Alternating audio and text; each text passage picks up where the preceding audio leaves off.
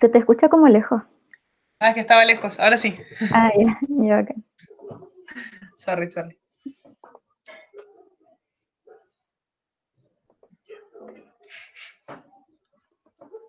Yo creo que partamos nomás, ya son las 6:05.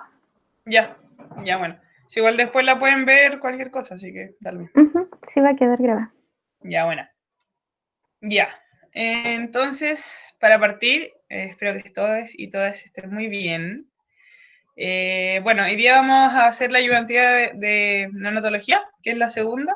La primera fue de cólico. Y, antes de, acuérdense de los que puedan hacer soporte voluntario para 4A. Ya, pero volviendo a, es importante que nosotros consideremos que los neonatos no es como un caballo. Hay muchas consideraciones, es decir, no es lo mismo, no porque sea un caballo en sí, un recién nacido es muy diferente en cuanto a, desde la termorregulación que les hablaba Cristian el otro día, los manejos, etcétera, etcétera. Y hay muchas consideraciones que tenemos que tomar. Las afecciones son diferentes, ya sean respiratorias, no sé, carencias nutricionales que vamos a ver, etcétera, etcétera, ¿ya? Y también hay que considerar que el potrillo en sí, verlo solo, no está completando todo lo que tenemos que ver, porque es muy importante que nos preocupemos de la mamá también. ¿Ya? Eso es muy importante para ver la salud del potrillo, preocuparse de la madre, porque eso afecta muy considerablemente todo lo que es la salud del potrillo. Ya también es importante, obviamente, la buena anamnesis y todo lo que ya hemos visto muchas veces. ¿Ya? Sobre todo a veces en aras hay enfermedades que son, los caballos adultos son asintomáticos, perdón.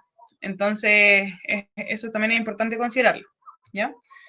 Y, yo les voy a dejar unas preguntitas al final, que se las voy a leer, y la gente que quiera me puede responder hoy o cuando vean el video. Las preguntas me las pueden responder a Betty Insumos y yo les voy a regalar este libro, ya que es un libro súper bueno, yo saqué mucha información de ahí.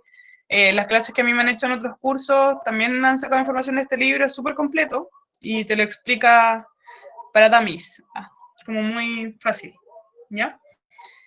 Entonces, yo quería, porque para que se entienda un poquito mejor lo que vio Cristian, porque lo que se vio en clase, nosotros la clase el año pasado fue muy diferente, ya, pero quería abordar un poquito con lo que es la gestación y el parto. Perdón, voy a silenciar mi teléfono.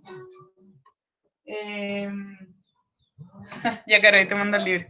Eh, ¿Cómo se me está? Es muy importante ver la gestación y el parto para comprender lo que es la sepsis y el síndrome de mal ajuste neonatal, creo que es asfixia neonatal, no me acuerdo cómo le dice Cristian. ¿Ya? Yo lo conozco como DAMI o asfixia perinatal. ¿Ya? Entonces, como es muy importante que nosotros sepamos la duración de la gestación. Ya generalmente uno dice de 320 a 405 días, pero el 342 es como el que uno va a escuchar. Y de hecho, hay yeguas que uno dice que se demoran, entre comillas, más de un año en parir, ¿ya? Pero en sí uno siempre cataloga que son 11 meses y un par de días, ¿ya? Y todo esto va a depender, como pongo yo ahí, del sexo fetal. Se supone, en general, los machos tienden a hacer gestaciones más largas, ¿ya? El mes de concepción, que yo pongo que en realidad eso es cuando se realizó la monta, ¿ya? Dependiendo de si es, no sé, semen o la monta yo me refiero monta natural o puede ser congelado, semen fresco, etc. ¿Ya? También se puede alargar, perdón, por el tiempo, a veces influye, ya la edad de la madre.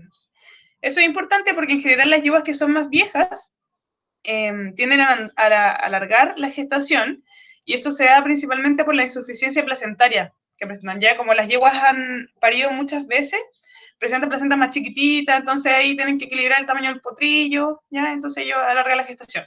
Y de hecho, se supone que los potrillos de esas yeguas son más chicos, pero no tienen más problemas que eso, ¿ya? Tóxicos, no especifiqué bien qué, pero tóxicos en general, ¿ya? Y patologías placentarias, la placentitis, ahí vamos a ver algunas, ¿ya? Miren, yo aquí por temas de tiempo les dejé varios videos. Ustedes ahí van a ver, importante que vean cómo uno puede confundir a veces el cólico incluso con como la signología de cólico con el inicio del parto, porque las yeguas como que les molesta, ya se empiezan a revolcar, de hecho, en el suelo. Y ahí vamos a ver un poquito los tipos de, o sea, perdón, las fases del parto. Ya los vamos a ver después. Yo aquí les dejé un video del parto en sí, ahí arriba. Acá el video del meconio, que es importante porque ahí le sacan el meconio, es uno de los manejos que se hace después. Y un video de parto con cesárea. Y aquí un simulador, el mismo que vimos la otra vez ¿cómo se llama esto? Para cólico, es del mismo simulador, ya que yo les dije que era muy bacán. Y aquí estos están en el libro, ya son ahí vamos a ver como como estadios, se podría decir, o fases del parto, ya que las vamos a ver después, pero acá se las dejo, en realidad esto no les pasan en clase, así que todo esto lo voy a ver muy rápido porque en realidad no lo pasan en clase, ¿ya?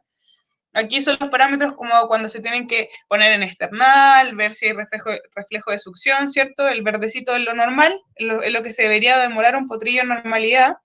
Ya aquí como para preocuparnos en el amarillo y rojo ya no es normal, ¿ya? Aquí constantes fisiológicas que en realidad uno dice ya, será la misma que un caballo, pero no, pues miren, o sea, al nacer, cómo van cambiando en comparación a un adulto, ¿cierto? En ritmo cardíaco 20-40, ¿cierto? Ya es diferente, ¿ya? Aquí, ya. Espérense un poquito. Estoy un poco enferma, por si acaso, ¿ya? Entonces a veces me atoro. Ya. Ahora entonces vamos a ver los cuidados del potrillo al nacer. Yo aquí les pongo que tome leche. O sea, que tome leche, el potrillo es súper importante porque nosotros de esa manera le vamos a transmitir las inmunoglobulinas, es decir, una inmunidad pasiva que se le llama, a los potrillos mediante el calostro. Que ahí les voy a hablar un poquito más del calostro. Ya el manejo del cordón umbilical, súper importante. Y el manejo, por ejemplo, ahí lo que está haciendo en la foto a la izquierda aquí abajito, es sacarle el líquido amniótico de la nariz. Hay todo un manejo cuando el potrillo nace. De hecho, es que a mí me encanta. Yo nunca he podido ver un parto. De hecho, es muy chistoso porque yo me recorría casi todo el día los aras para poder ver un potrillo nacer. Nunca he visto uno. Cuando veo uno, yo creo que voy a morir. Después de eso, puedo morir tranquilo. Ya, pero hay todo un manejo. Ya, desde el imprinting que vamos a ver ahora y todas esas cosas. Ya, pero esto lo paso rápido porque no tiene que ver mucho con la clase. Ya, pero el manejo del cordón umbilical, a los 15 minutos, si no se ha roto, hay que romperlo, ya con contracción. No sé por qué puse constricción, pero contracción, ¿ya? Y después desinfectar, ahí les puse cómo desinfectarlo. Si no, miren, ahí lo están desinfectando arriba a la izquierda. Y abajo, ustedes pueden ver una consecuencia que no necesariamente tiene que ser sí o sí por el cordón umbilical, que es la onfalitis, perdón, sino que puede ser por otro tipo de patologías, pero es una artritis sépticas. Ya después vamos a ver la sepsis, lo que tiene que ver. Ya miren, ahí está lo del imprinting. Yo aquí le doy gracias a la Caro por sus fotos, son muy bonitas. Esa foto, perdón, de arriba y hay otras más. Ya se inicia el momento del parto. Ahí ven ustedes, de hecho, ahora la tecnología ha avanzado tanto que hay unos chips que se les colocan, no sé en qué parte a las yeguas, y te avisa cuando la yegua va a parir. Te avisa, no sé, como un par de minutos antes y tú vas. Creo que es cuando se abre el canal del parto o algo así. Esperen, voy a cerrar la puerta porque mis perros están ladrando.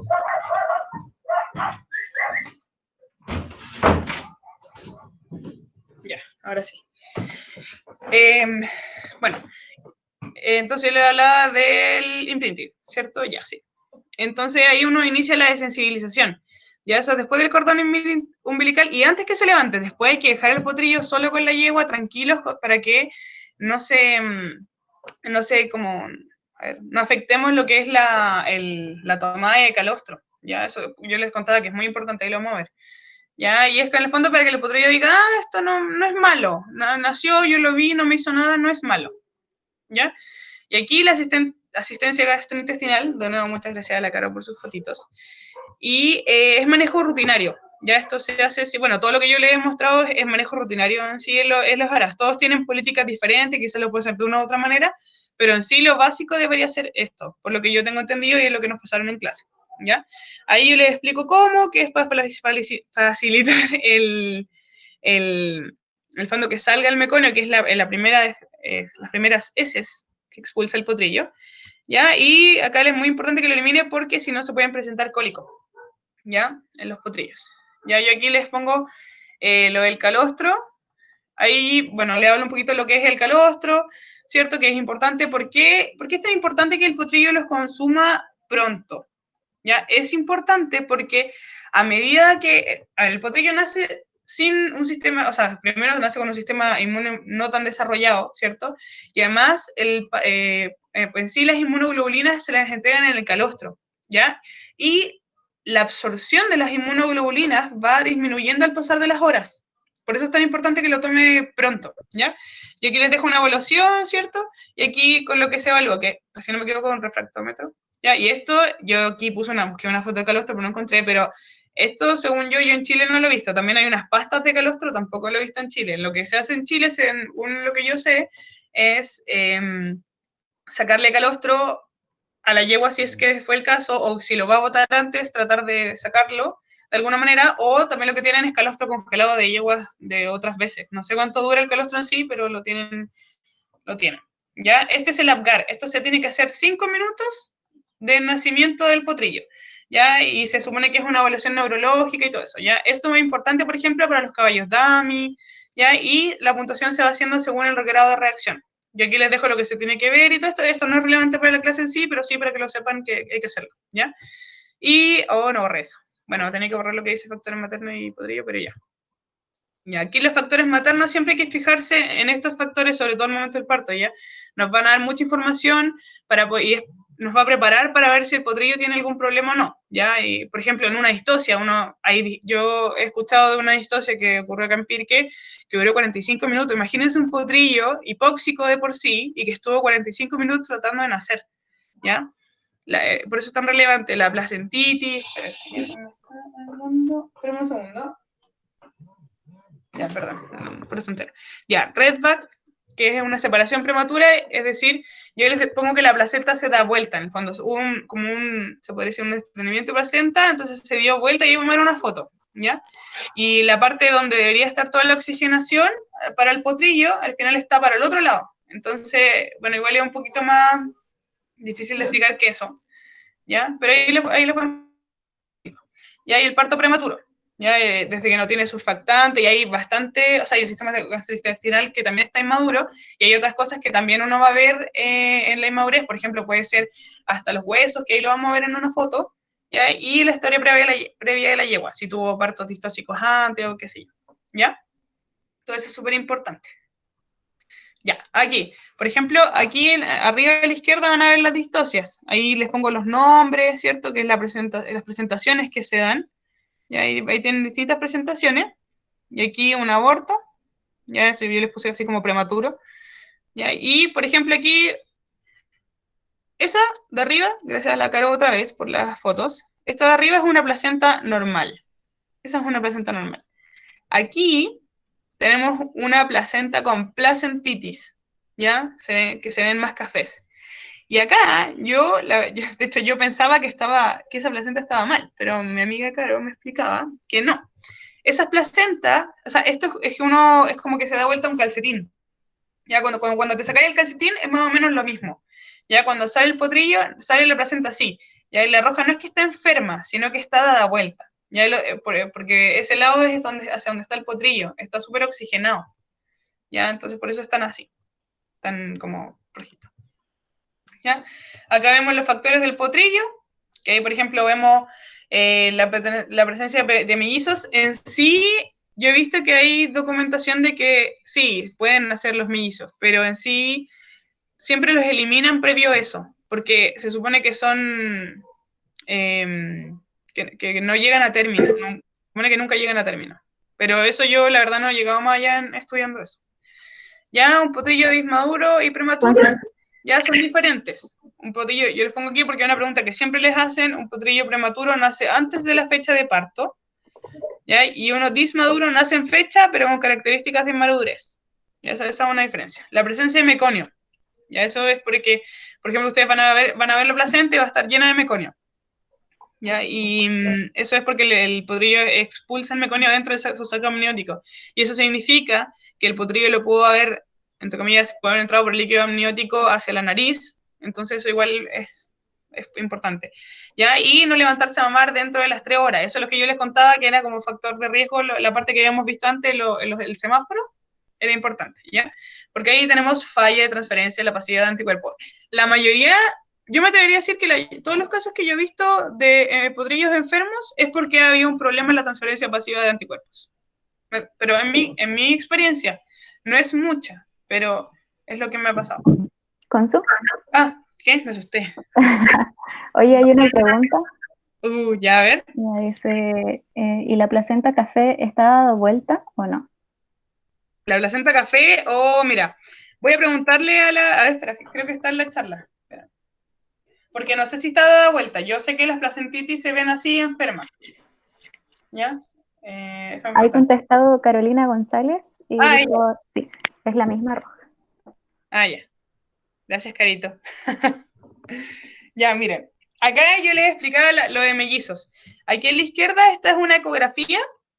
Ya, desde el día 12 uno ya podría decir, se supone que ahí ya diagnostiqué preñas, pero no tengo seguro qué día, pero ya muy pronto uno puede ver las vesículas. Esta es una vesícula y esta es otra vesícula que se forman. ¿Ya? Entonces uno generalmente elimina una, ya es todo un proceso, ahí se elimina lo más fácil porque es difícil igual, y muchas veces quedan remanentes o muchas veces uno no los elimina bien, y la mayoría de las yeguas, yo de todos los casos que he visto mellizos, nunca he visto que nazca uno, como les contaba, pero sí he visto que las yeguas hasta se han muerto por tener mellizos y que no se han eliminado a tiempo, porque después ya cuesta mucho y no pasa. ¿Ya? Y aquí hay una foto, gracias a la cara otra vez, de un caballito dummy. Miren las orejas, fíjense la postura del caballo. ¿Ya? Aquí hay un caballito recién nacido. ¿Ya? Y miren, generalmente perdón, aquí, en esta radiografía, ahí ven, fíjense los huesos. Esto en sí no es normal. Ya deberían estar más formados. Fíjense ahí, esa cuestión le faltó estar en el horno. Ese potrillo le faltó. Seguramente lo que se hace como manejo es que cuando nacen potrillos así, no se pueden parar. Uno los tiene que ayudar a pararse sin que apoyen, porque si no van a generar un crecimiento errado. En el fondo no van a crecer de forma normal. Ya hay que sacar radiografías, se supone que cada 14 días para ir viendo cómo va. ¿Ya? Y este es el meconio. Ya, este no es un meconio que estaba en la placenta ni nada, pero es un meconio. ¿Ya? Y, bueno, acá yo les pongo que la glucosa es mal indicador, tomar la glucosa, la creatinina sérica, es uno de los mejores indicadores, ya porque ahí les pongo, que ya que este difunde a través de la placenta, pasa a la madre, se excreta la orina, si la placenta está enferma, no va a haber difusión, ya, entonces eso se va a acumular en el potrillo y ustedes lo van a poder ver, ya. Y el fibrinógeno también indica, son proteínas de inflamación, ¿ya? Igual que la amiloide que les decía Cristian que era bien relevante en cuanto cuando uno iba a ver a los potrillos, ¿cierto? En sepsis creo que lo nombraba. Bueno, yo aquí esto también creo que es del libro que yo lo saqué, ¿ya? Nosotros como que ponemos en el grupo los tipos de, ¿cómo se llama esto? Como un poco categorizar las enfermedades de los potrillos. Y ahí está el grupo 1, que es donde la que llamamos nosotros, que es septicemia, y el grupo 2, que es síndrome de mala ajuste neonatal, que es encefalopatía hipóxica isquémica. ¿Ya? Y ahora partimos con lo que ya es de la clase en sí. Y todo esto era, sorry que me haya de un poco...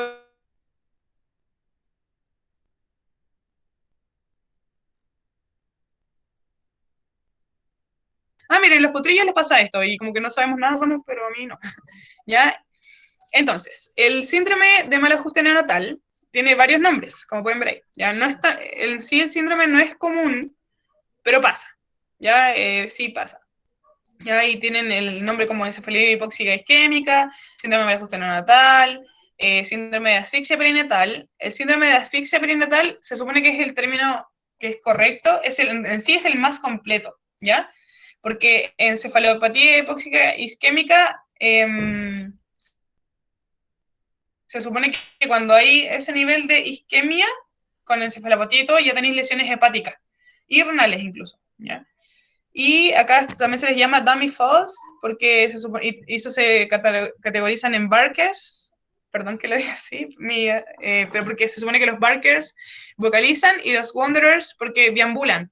Ahí vamos a ver después una foto que la mamá, a ver, un potrillo en sí, piensen, los potrillos nacen al tiro al lado de la mamá, pegados, corren con la mamá, se van con la mamá, y estos potrillos como que la mamá puede estar a 10 metros y el potrillo no está ni ahí, pues eso no es normal. Si ustedes ven un potrillo que no está ni ahí con la mamá, es raro, es muy raro. Si no le importa la yegua, es muy raro.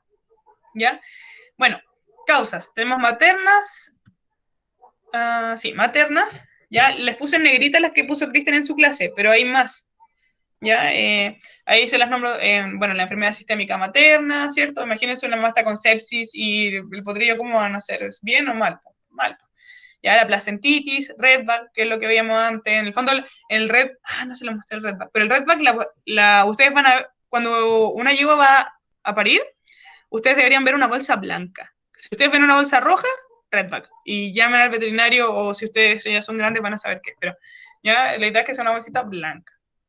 Ya, bueno, hay torsión del cordón umbilical, desprendimiento de placenta, que es lo que dice Cristian, anemia materna, que también dice Cristian, hipotensión cardiovascular, compromiso respiratorio, sepsis, ¿ya? Intraparto, distosia. Ya piensen que ahí les pongo que este será un potrillo que va a estar hipóxico durante todo ese momento. Imagínense si dura, no sé, por 40 minutos el parto. Todo ese momento va a estar hipóxico, ¿ya? Y durante la distosia el potrillo va a estar recibiendo poco aporte de oxígeno, ¿ya? Y la cesárea. La cesárea yo les puse un videito para que lo puedan ver después de, de una cesárea. Ya, y ahí yo les pongo el del potrillo. Potrillo prematuro, ¿cierto? Que nace antes de la fecha, o dismaduro, que es el potrillo que nace a la fecha, pero con rasgos de inmadurez, ¿cierto? No todo un desarrollo completo. Los gemelos que pone Cristian ahí, bueno, todas esas cositas. Ya, la aspiración de meconio, ¿cierto? Que yo también le había nombrado. Ya, esto es importante para que entendamos el cuadro que explicó el Cristian, que yo cuando me vi su clase quedé así como, ¿qué? Porque la verdad es que a mí no me lo habían pasado así, entonces no lo había entendido. Ya, pero a modo de introducción a grandes rasgos, a la fisiología del parto, vamos a partir. Entonces ya, cuando empieza el parto, comienza el estrés fetal, ¿cierto? Que es la falta de espacio dentro del útero, y eso va a producir la liberación de cortisol, ¿cierto? Y eso no ocurre el mismo día del parto, ocurre como 1 o 2 días antes. Y ahí eso es por la maduración de las glándulas suprarrenales del potrillo que tienen receptores de ACTH, ¿cierto? Y eso desencadena la liberación de cortisol fetal. Y este cortisol va a ayudar en la maduración fetal de los últimos 2 días, ¿ya? Que es la producción en el fondo del surfactante, la maduración del sistema digestivo y el sistema renal. Por eso yo les contaba antes que un potrillo que nació inmaduro tenía esos sistemas un poco afectados, ¿ya? En sí, el cortisol, continuando con lo de antes, el cortisol a nivel placentario, esto es lo importante para lo que dice Cristian, el cortisol a nivel placentario estimula la producción de esteroides a partir de colesterol. Durante la preñez, esta esteroidogénesis estaba desviada hacia la producción de progestinas para mantener lo que se llama la quiescencia uterina. La quiescencia uterina en sí es el útero tranquilo, ya para que el potrillo pueda estar tranquilo en esa inconsciencia que decía Cristian, ¿ya? Pero ahora la producción de esteroides se va a ir a la producción de estrógeno, ¿ya? Si bien los estrógenos disminuyen al final del parto, aumenta lo que es el 17 beta estradiol, B-estradiol, ¿ya? Y más que la cantidad de estrógeno, aumenta la acción en sí, ya más que la cantidad. Entonces, el 17 estradiol lo que hace, sí, sorry que lo haya escrito, pero es para que ustedes lo puedan leer después y todo, y no saberme la memoria porque no me sirve a mí, la idea es que ustedes lo puedan ver con control F y todas esas cuestiones. Bueno, entonces, si bien los estrógenos disminuyen al final del parto, aumenta el 17 beta estradiol, ¿ya? Y más que la cantidad de estrógeno, aumenta la acción que yo les contaba, ¿cierto?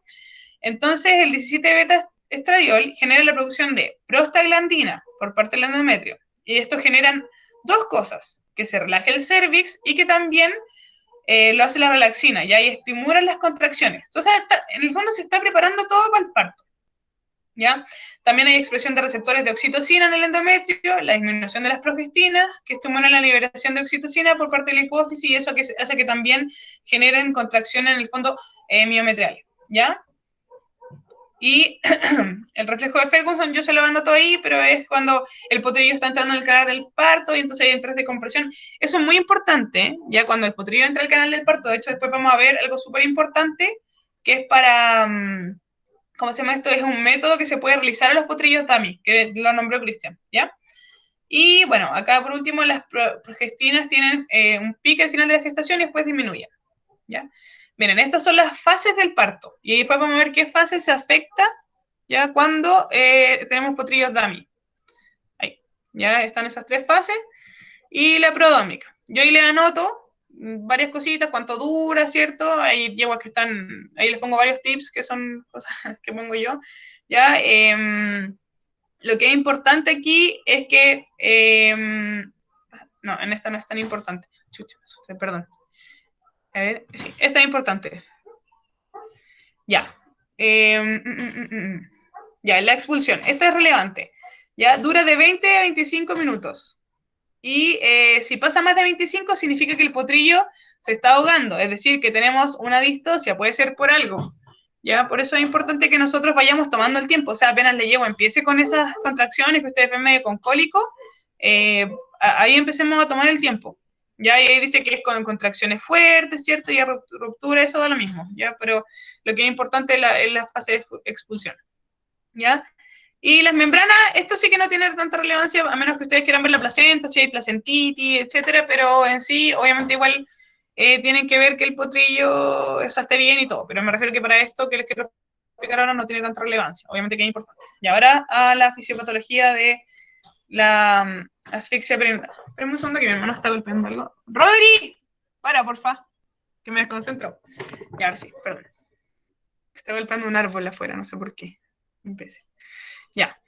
Entonces, Kristen les hablaba que hay una transición desde la inconsciencia uterina, que es lo que todos esos factores que salen ahí, que no se los voy a describir uno por uno porque no.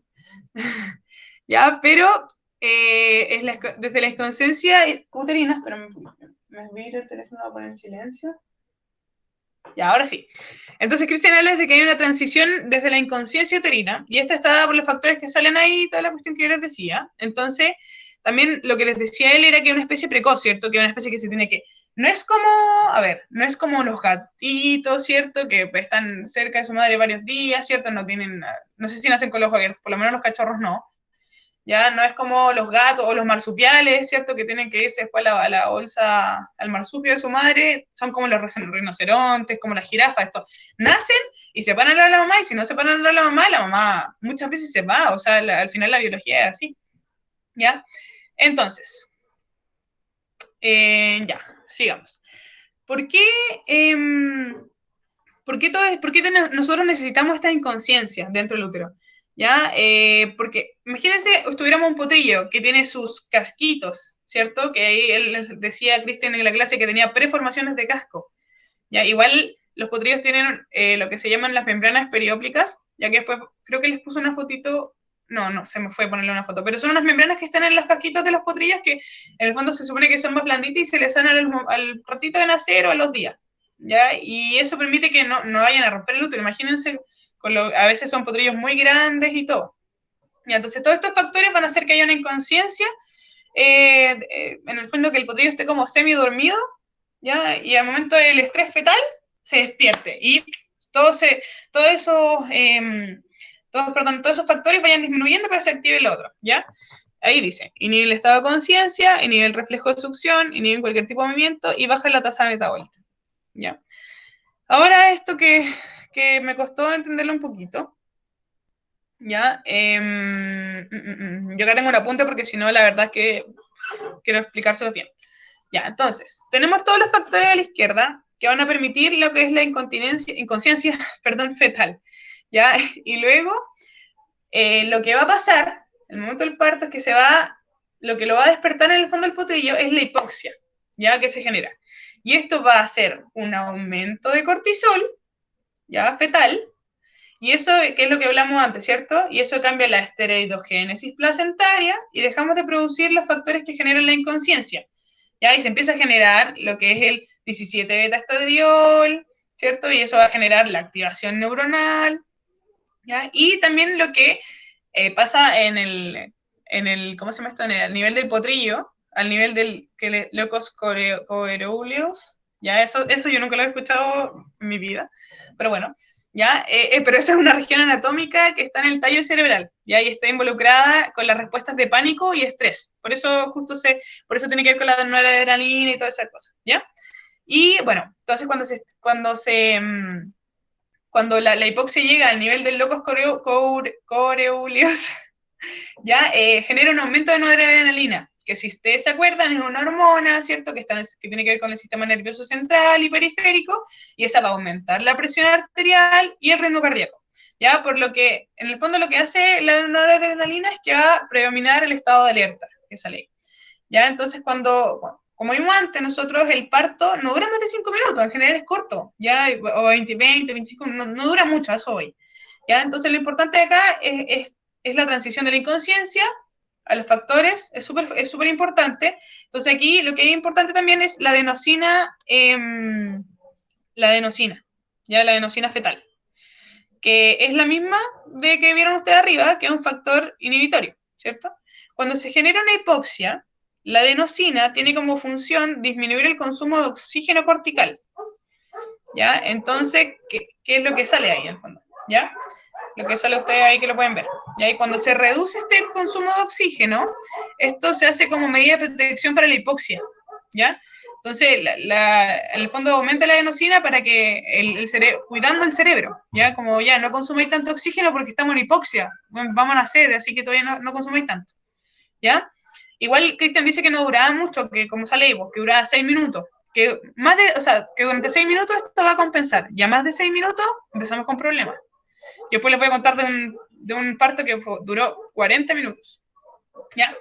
Entonces, cuando hay compresión torácica y se aumenta la adenosina, ¿ya? Pero mientras más nos acercamos, esto hablo de la fase 2 del parto, ¿cierto? Que es la que yo les decía cuando era la expulsión del potrillo, ¿ya? Entonces comienza a disminuir después esa adenosina y aumentar el cortisol fetal y la adrenalina. Entonces ahí piensen ustedes cuando ya se está la fase de expulsión, ahí el potrillo dice ya, entonces ya puedo secretar adrenalina, ya puedo estar más alerta, puedo despertar de mi sueño, ¿ya? Entonces, en sí, nuestro problema es cuando tenemos un desequilibrio de esto, ya si tenemos episodios que son más largos, ¿cierto? Que es lo que sale acá, que el doctor dice que es la reducción del consumo de oxígeno, no va a ser efectivo, ¿cierto? Y esto puede ocurrir en eventos distóxicos, ya, y todas esas cosas que yo les contaba, ¿ya? Ahora, la imagen, yo les iba a explicar la otra imagen, pero es lo mismo, pero más molecular. A Cristian igual le gusta preguntar estas cosas, les recomiendo que vayan a ver el video una vez más, por último, para que lo puedan recordar. Ya, yo no me quise meter más eso porque si no vamos a estar hasta mañana. Ya, les juro que yo no quería ponerlo en inglés, pero se me salió. Ya, miren, ahí tienen un potrillo que uno dice dummy. Cuando Cristian decía, como que tú lo veis y decís dummy, es porque mírenlo como lo ven, ¿cachai? Así, como que tú lo miráis y decís, ese weón es dummy, ¿cachai? Ahí está, la otra foto. Gracias, Caro, de nuevo. Pero ahí tú también lo veis, pues tú decís, mira, ¿cómo va a estar tan lejos? Fíjense la oreja, la postura, cómo está. O sea, la mamá está lejos, no está ni ahí con la mamá. Ya, eso no es normal. Ya, eso no es normal. ¿Ya? Y ya. Ahora, yo aquí les puse, Cristian habló de signos neurológicos. Yo ahí les puse con un asterisco los que nombró Cristian, pero también pueden haber todos los otros que ustedes ven ahí. Ya, ceguera, indiferencia, depresión, letargia, pérdida de reflejo, succión y búsqueda de alimento. Ese es uno muy importante y con ese uno comete muchos errores. A los potrillos, anteriormente, yo ahora no lo he visto de nuevo, pero, y Cristian se los nombró en clase, se les daba con mamadera, mucho con mamadera. Y piensen o sea, si el potrillo no está succionando de la glándula mamaria y tú le vas a meter leche, ¿para dónde salir? Directo o sea, al respiratorio. Entonces, eso es muy importante porque genera neumonías por aspiración y al final tú vas a empeorar mucho el cuadro, ¿ya? Bueno, ahí las convulsiones y patológicamente, Cristian les puso que se veía variedad de lesiones en el sistema nervioso central, hemorragia, etcétera, etcétera. Y ahí está, cuando ustedes ya vean lesiones hepáticas y renales por el proceso de hipoxia, es lo que yo les decía, por eso como que cuando se lleva encefalopatía y todo eso, como que fuera por eso, ¿ya? Ahora, yo, como les había comentado en la charlita de cólico, generalmente uno este tipo de patologías ve que son hipóxicas, uno ve 3 tipos de daños generalmente. Obviamente hay muchos más, pero como que por el hecho de cómo son en su fisiología, esos sistemas uno ve más en eso, ya que son los que en el fondo son los sistemas que requieren más oxígeno, ya que es el neurológico, después el renal y gastrointestinal. Ay, ¿ya? Entonces, en los signos renales que nosotros podemos ver, es la disuria, ya, la estanguria, en la proteinuria, ¿cierto? Que vamos a ver pérdida. En el fondo, el riñón de ese potrillo no está respondiendo. De hecho, después Cristian les dice que lo hidraten bien y todo para que responda, creo que en sepsis les dice. Porque en el fondo, tú lo que ves es que no están respondiendo. Por eso está lo de la creatinina y todo eso, ¿ya? Ya, cuando yo les hablo de azotemia, es un aumento de urea creatinina, ¿cierto? Estos son signos bastante tardíos, ¿ya? Entonces, lo que se recomienda, así como guiarse por el urianálisis, no sé si tanto así, ¿ya? Pero hay que ponerlo por si acaso, ¿ya? Ahora, gastrointestinales.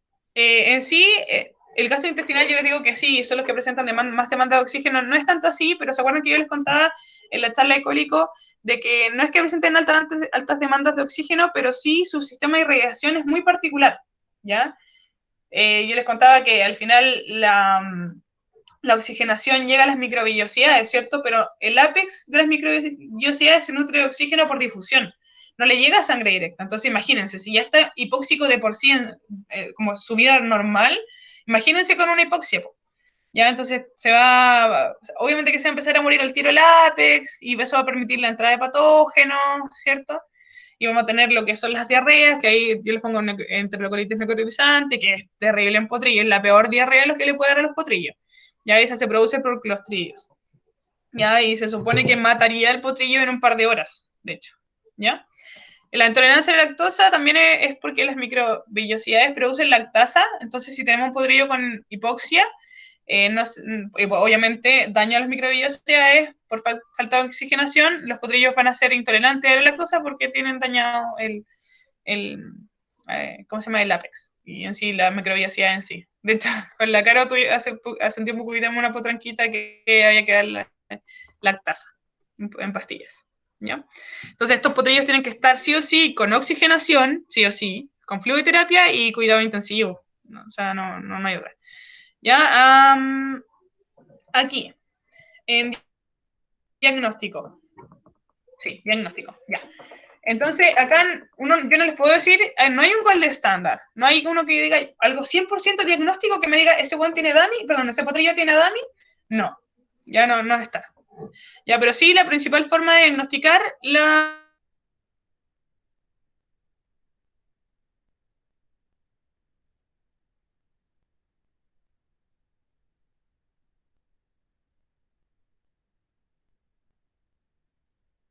neurológico, que yo les decía el APGAR, por ejemplo, o análisis neurológico dentro de la anamnesis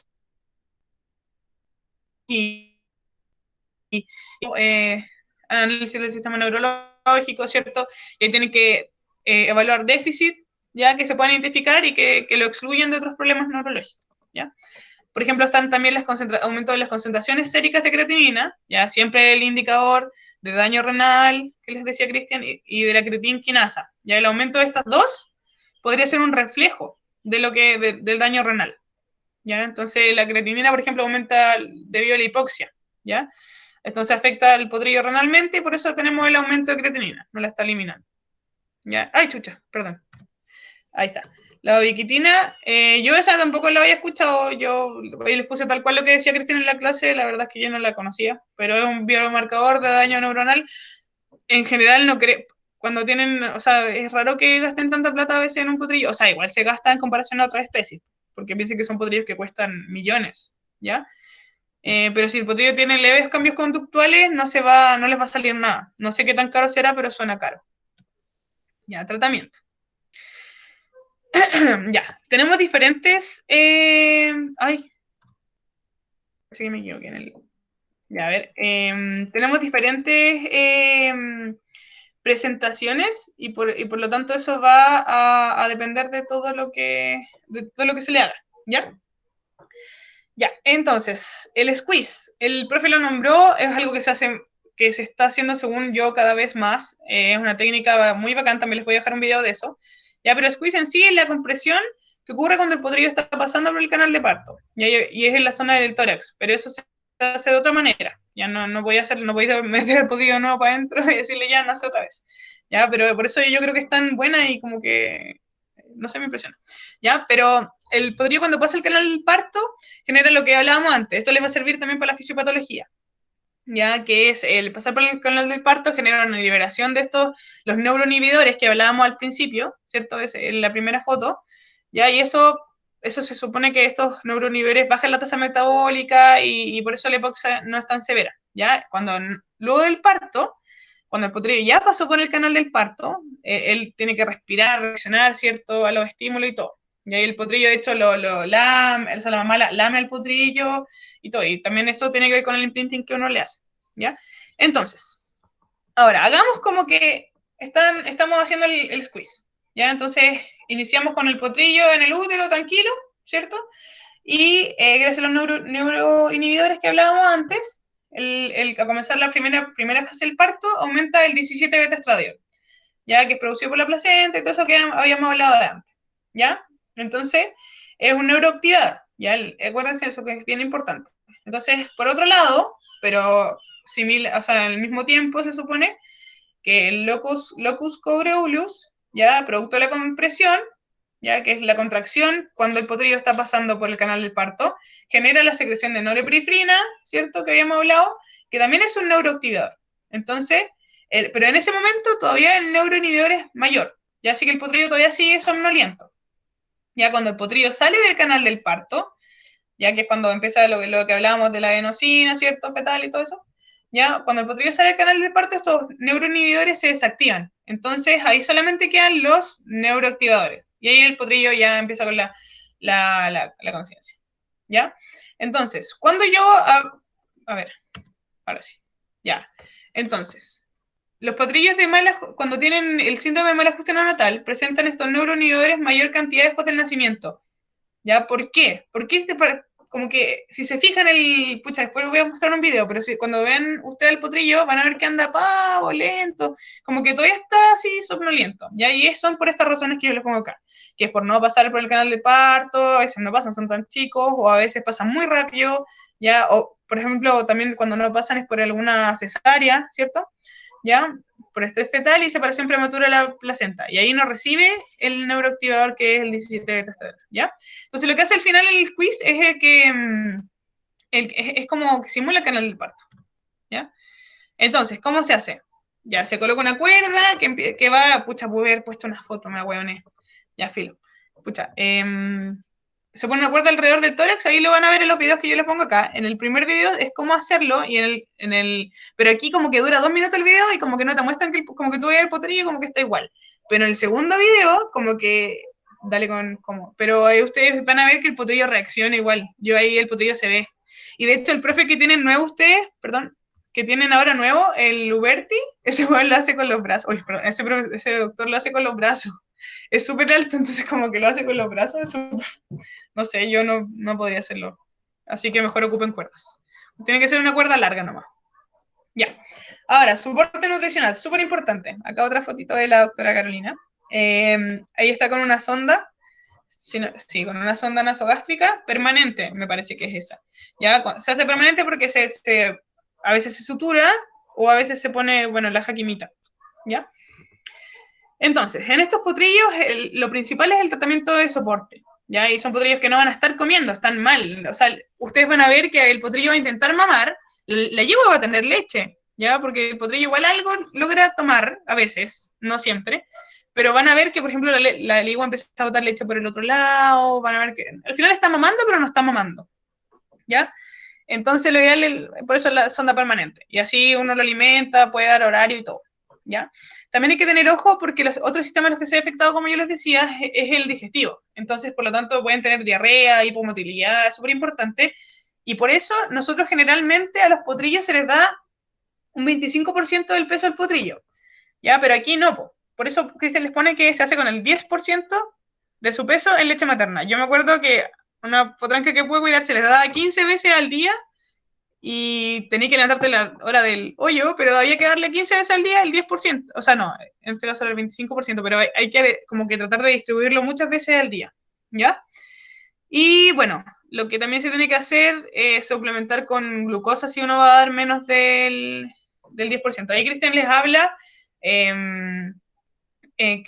¿cómo se llama esto? De la alimentación parenteral con aminoácidos, lípidos y todo eso, yo no lo he visto en Chile, por lo menos.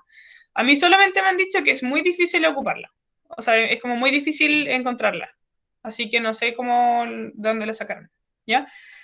Pero eso, y acuérdense, las mamaderas, no. Para mí, en sí, está prohibido usar mamaderas en cualquier de los lados en los que he estado, está prohibido. O sea, no ocupéis madera por nada del mundo. Un balde, un tacho, y ahí se les prepara. Y tratar de que no los piren, porque los potrillos llegan y se meten con la cabeza hacia la leche, entonces tienen que tener mucho cuidado, ¿ya? Y, bueno, la glucosa es súper importante, ¿ya? Porque los potrillos en sí tienen como están hipoglicémicos en sí, ¿ya? Piensen que el potrillo no tiene reservas de glicógeno, que nació recién, pues, ¿ya? Entonces, si ya tenemos signos neurológicos, no queremos sumarle los signos neurológicos que podrían ser por la hipoglicemia, ¿cierto? ¿Ya? Acá Cristian dice que es mejor en infusión, porque en bolos irla midiendo hay que ir midiéndola con un glucómetro, ¿ya? El que usan generalmente las personas se usa también en animales, en perro, caballo y todo, pero no es tan específico. Ya en mi experiencia yo solamente he visto el humano, pero dicen que hay unos de caballo y todo eso, yo nunca lo he visto. Ya en el calostro, como ya les contaba, importante, o sea, vital, vital, y antes de las 6 horas, después va perdiendo, se supone que puede ser hasta las 12 horas, pero va perdiendo mucho la absorción de inmunoglobulina. ¿Ya? Ahora, la oxigenoterapia, también, o sea, fundamental, fundamental, fundamental a cagar, ¿ya? Porque piensen, o sea, si vemos ya un poco de hipoxia, esto sí o sí es fundamental, ¿ya? Puede ser con sonda nasal, ¿ya? Tanque de oxígeno, que puede ser desde 4 litros hasta 8 litros por minuto. Esta se pone, aunque sea sospecha, como yo les decía, sí o sí, aunque sea sospecha. Ya, porque ya el potrillo de por sí naturalmente es hipóxico, sobre todo yo les decía lo del sistema gastrointestinal, y acidótico además. Entonces, por lo tanto, su saturación de hemoglobina se empieza a desplazar rápidamente, entonces el oxígeno nunca está de más. ¿Ya? No es, según yo, no es caro ponerlo. ¿Ya? Acá el Cristian les pone el doxapram, que estimula la respiración a nivel central. Y el clenbuterol no hay que usarlo, si bien se usa, por ejemplo, en cuadros para adultos como ORVA, que es la obstrucción recurrente de las vías aéreas, en potrillos no se usa porque genera hipertensión. ¿Ya? Ya, ahí yo les pongo, ¿cómo se llama esto? Protectores neurológicos. Yo no sé, la verdad no les voy a mentir. Si quieren lo puedo estudiar, si alguien me deja la consulta ahí lo puedo estudiar. Pero no sé bien, no entiendo bien qué hace ni la vitamina B y C y E y el DMSO en todo el proceso. Solo sé que son protectores neurológicos. Y que entre no usarlo y usarlo, úsalo. Ya, pero yo no me manejo. La verdad no alcancé tampoco a estudiar, lo voy a estudiar, pero lo olvidé. ¿Ya? Y anticonvulsionantes. ¿Ya? En potrillos se puede usar, ya, pero en caballos adultos genera reacciones que es como las que dice siempre Ledesma, que son cuando los gatos se suben al techo, ya, literalmente saltan al techo, los caballos más o menos igual, los adultos, ya. Entonces un caballo adulto nunca hay que ponerlo solo, siempre hay que sedar primero, ya, poner silacina, detomidina, no sé, ya. Ahí en anestesia pues se les van a contar, yo acabo de tener anestesia y se lo explican re bien, ya, entonces... eso. También está midazolam, diazepam, fenobarbital, el sulfato magnesio, ya que se supone que ayuda con la inhibición de glutamato, decía Cristian. Ya, la fluidoterapia. eh, se supone que hay que considerar el edema cerebral que puede haber tenido el potrillo por el daño hipóxico. Ya esa es como una de las cosas que se hay que considerar. También hay que tener en consideración que nos podemos encontrar con una hipovolemia, ¿ya? Y hay que tener en consideración también con los coloides, ¿ya? Porque si podemos, o sea, al final uno administra coloides, pero después puede generar edema y todo eso, ¿ya? Miren, acá yo les pongo plasma, ¿ya? El plasma no es el PRP es el plasma rico en plaquetas. El plasma es cuando yo le saco sangre entera a un caballo, que generalmente es un macho castrado o puede ser una yegua. La idea es que no tenga, se supone que consanguinidad con el potrillo, para que no genere reacciones. ¿Ya? Yo siempre pongo y siempre digo que literal para cualquier cosa, donde tú se lo das al potrillo, ya se le pone plasma. De hecho, hay lugares que se les pone, ¿cómo se llama esto? Que se les pone como rutina plasma a los potrillos, ¿ya? Oye, esperen, voy a prender la luz, que no veía nada. ¿Está oscuro acá? ¿Qué? No veo nada. Ahora veo. Ya, perdón. Ya, entonces. Ya, ¿y para qué nos va a servir este plasma? Vamos a administrar proteínas, ¿cierto? Plasmáticas, inmunoglobulinas. O sea, si el potrillo no consumió calostro y no me conseguí ningún calostro que sea por lo menos de buena calidad y todo eso, démosle con el plasma y es súper bueno. Ya nos va a ayudar, o sea, este potrillo no tuvo la transferencia pasiva de inmunoglobulina, entonces es súper bueno utilizarlo en esos casos. Y yo digo que en muchos casos, en verdad casi todo, ya, no hay color con el plasma, pero en verdad en muchos casos se puede usar. Bicarbonato de sodio. Ya, este es un arma de doble filo, y lo mismo que hablaban en cólico, que yo no les supe explicar, que ya lo entendí, eh, el profe dice que es muy peligroso, ya, porque, por ejemplo, cuando hay una acidosis en sí, los mecanismos de compensación están funcionando, o sea, van a tratar de bajar la acidosis. Entonces, si yo le pongo más bicarbonato de sodio a esos mecanismos de compensación para la acidosis, me puedo pasar para el otro lado y generar una alcalosis. Y si yo genero una alcalosis, los mecanismos de compensación que tiene el cuerpo de por sí para esa alcalosis son, son malos, no son buenos en comparación a los que tienen para la acidosis. Entonces podemos empeorar el cuadro, ¿ya? Kristen dice que igual se lo ponen a los potrillos, porque hay que recordar, porque esto en caballos adultos, por ejemplo, no, pues Godoy te dice, no, pues, no le pongáis bicarbonato de sodio porque ya no sé qué, no sé qué, no sé qué. Si no, pregúntale a Lirawen, dice, ¿cierto? Pero acá Kristen dice, por eso recuérdense, los animales no se leen los libros, no podemos hacerlo como un libro, todo paciente es diferente, todo tiene cosas muy diferentes. ¿Ya? Entonces los riñones en sí y los potrillos no funcionan tan bien. Entonces, por lo tanto, no va a generar estos mecanismos que yo les digo para volver a su pH normal, ¿ya? A su normalidad, perdón. Entonces, él prefiere mantener la volemia y que los riñones empiecen a funcionar, ¿ya?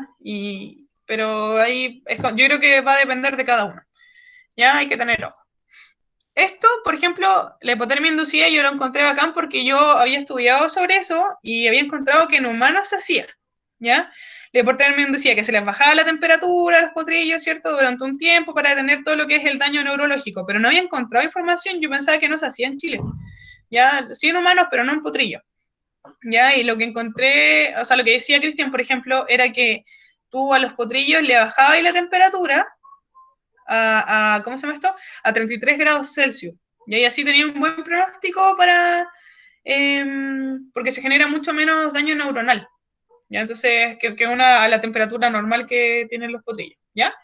Entonces, pero hay que tener en consideración, yo acá les pongo, no se los puse, pero filo, hay que tener en consideración que si un potrillo, no sé si se los puse, perdón, conozco con el CIRS, ya, si hay potrillos que sin inducir la hipotermia ya tienen esta temperatura, recuerden que cuando tenemos SIRS, que lo vamos a ver después en sepsis, si tenemos un SIRS, puede ser tanto hipertermia, pero también puede generar una hipotermia. Y por lo que me han contado a mí, no lo tengo así como por estudio, pero por lo que me han dicho a mí, muchas veces se genera hipotermia. Entonces, si ya un podrillo tiene esa hipotermia, o sea, es pésimo pronóstico, ya hay algo súper grave, más grave de lo que uno pensaría, que uno ya tiene. Entonces, si eso está así, mejor no aplicar este tipo de hipotermia inducida. ¿Ya? Aplíquenselo a los potrillos que tienen temperatura normal y están termorregulando bien. ¿Ya? Ya, Cristian también, cuando le explicaba la segunda imagen que yo les decía de la fisiopatología y se la explicaba como mucho más molecular, él decía que eso tenía que ver con el pronóstico. Y claro, obviamente que tiene que ver. Ya, pero hay distintas presentaciones, por lo tanto, he variado. Ya, el potrillo, por ejemplo, que está levemente con presentaciones conductuales, obviamente un pronóstico mejor, po. Pero si ya tenía un potrillo que está con una hipoxia importante, no calostró bien, ese es un mal pronóstico. Y si hay sepsis, o sea, mal pronóstico. Malito, malito. ¿Ya? Ya. En caso, por ejemplo, de platentitis también hablaba, creo que el profe, que yo acá tengo un cuadernito con apunte y como que me voy anotando, placentitis, sí, que sí. ¿Ya? O desprendimiento placenta, puede ser que la yegua que tiene una infección a nivel de útero placentario, y eso también puede predisponer a que, hablando del caso de sepsis, a que el potrillo sea séptico en sí. Viene de fábrico ya séptico, ¿cachai? No sé si se entiende. ¿Ya? Ahora, yo les quería agregar también que los DAMI, por ejemplo, que se tratan adecuadamente, y aquí les quería contar el caso que yo había escuchado, ya pueden tener un pronóstico deportivo súper bueno. Si un dummy se trata adecuadamente, de hecho yo esto lo conversaba a la Carol otra vez porque yo pensaba que mi yeguita era dummy, porque era muy pava, y me decía que no necesariamente era así. Y toda la razón, no era así. ¿Ya? Hay un caso que fue acá en Pirque, en un Aras de por acá, que era una distosia que yo les contaba que había estado 40 minutos al potrillo sin, y así en distosia, ¿cierto? Sin respirar, ¿cierto? Después lo que se le hizo fue una compresión de abdomen y el potrillo reaccionó. Se le hizo todo el tratamiento que yo les acabo de nombrar, ¿ya? Y 2 años después, el potrillo ya está entrenando normal para carreras, ¿ya? Y se supone que mientras más severos obviamente sean los signos, el pronóstico es peor, ¿ya? Si son signos neurológicos, etcétera, si empiezan a avanzar en el tiempo, ¿ya? Entonces, todo eso tiene que ver con el tratamiento que ustedes le hagan, tiene que ser agresivo, con todo. Siempre los potrillos irse con todo, no escatimen en cosas, ¿ya? Irse con todo. Obviamente el bolsillo de los dueños tiene que aguantar también. Al final, lamentablemente, son deportistas o son para alguna función todavía. Ya son, no son tantos los que son mascotas y son como los perritos, o que sí. O sea, sí, sí son mascotas y todo, pero se entiende. Ya, aquí otras fotitos de la Caro. Ya, sepsis. Acá yo les pongo una fotito de las mucosas, ¿ya? Y también de la oncalitis, ¿cierto? Una inflamación del cordón. Ya. Acá también les pongo porque sí, todos esos que les pongo ahí abajo es porque el síndrome hipóxico isquémico predispone a que entre una infección, ¿ya? Por ejemplo, en el tanto gastrointestinal, como le había dicho antes, ¿cierto? Si está afectado, vamos a tener una sepsis. Si hay una falta en la transferencia, que el FTPI que les pongo ahí, falla la transferencia de anticuerpos, también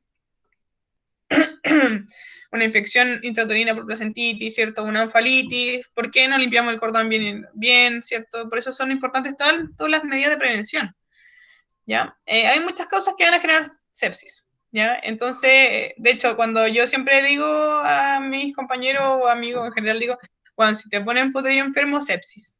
Sepsis, un buen pon sepsis, entre que no le ti, le vaya a chuntar, te lo aseguraría. Para mí es mi gol de estándar, para mí es como la vieja confiable poner eso de respuesta.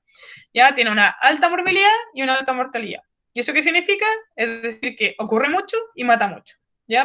De hecho, hay muchas doctoras que te dicen como criterio, para mí todos los potrillos enfermos están sépticos. Ya, si ustedes lo llaman por un potrillo que esté enfermo, ya se aguanta séptico. ¿Ya?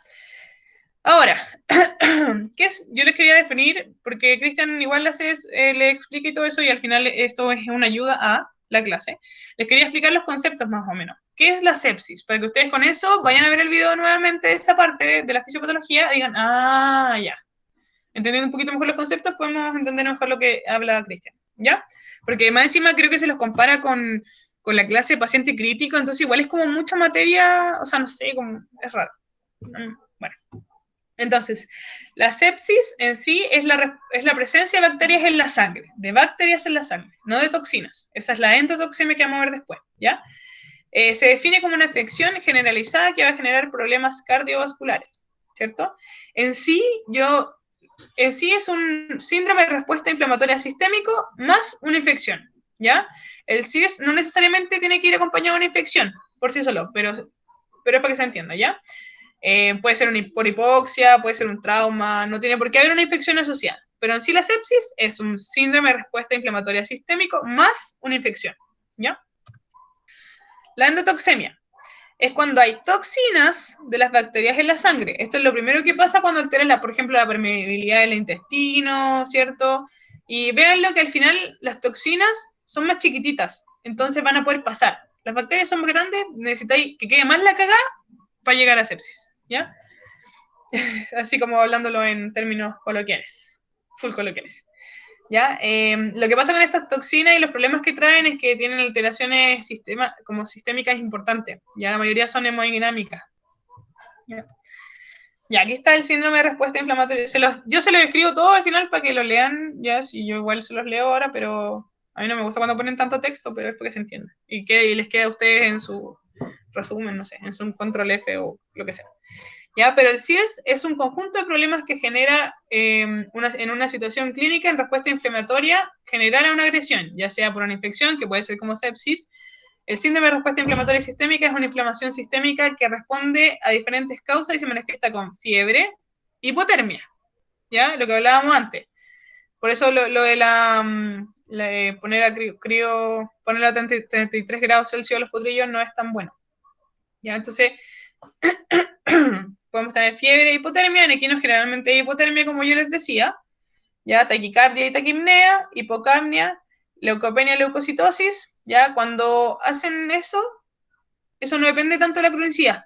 Ahí yo les pongo, ya que no es tanto como, ya, si tiene leucopenia es porque lleva más tiempo. No, no es así, ya, sino que la severidad. Ya en algunos casos los patógenos, como que hay unos que son leucopenia al toque casi. Ya no sé cuál, pero sé que es así. ¿Ya? Y desviación a la izquierda, tenemos neutrófilos inmaduros. Yo aquí siempre les digo que piénsenlo como la guerra. Cuando tenemos una desviación a la izquierda es porque ya se te acabaron todos tus neutrófilos que son guerreros, por decir algo, y estáis mandando al final, yo digo que mandáis a los adolescentes, porque al final mandáis a los niños a la guerra, son neutrófilos inmaduros. A mí me queda como mnemotecnia, ojalá les sirva. ¿Ya? Acá también les anoto lo que es la falla multiorgánica, que es lo que al final va a matar el caballo. Ya es que fallan muchos órganos. Y otra cosa que también es importante saber es la isquemia y reperfusión. Y eso lo hablé mucho ¿cómo se llama esto? En cólico, cuando ya, no sé, podéis comprimir el estómago o sacabais la intususcepción o lo que sea, lo que va a pasar después, o la estrangulación, es el isquemia y reperfusión, que es como se compromete la circulación de la pared. Ya, por ejemplo, puse un ejemplo el intestino, porque es como lo que más sé. Son porciones que son, como, por ejemplo, todo eso va a depender de qué tan grande es el problema, ya, qué tan fuerte va a ser la isquemia de reperfusión de vuelta. Ya, pero en el fondo piensen, ya, se genera isquemia, ¿cierto? Cuando está apretado, no sé, el intestino, se suelta el intestino, viene la reperfusión y eso genera más aumento de la permeabilidad de la que ya había, mayor, más alteraciones sistémicas importantes porque van a ver todo lo que vimos ¿cómo se llama esto? En cólico, que eran se me olvidó pucha, se me olvidó el nombre, pero ya me acuerdo. Pero en el fondo lo que al final va a dejar la embarrada en el caballo, ¿ya?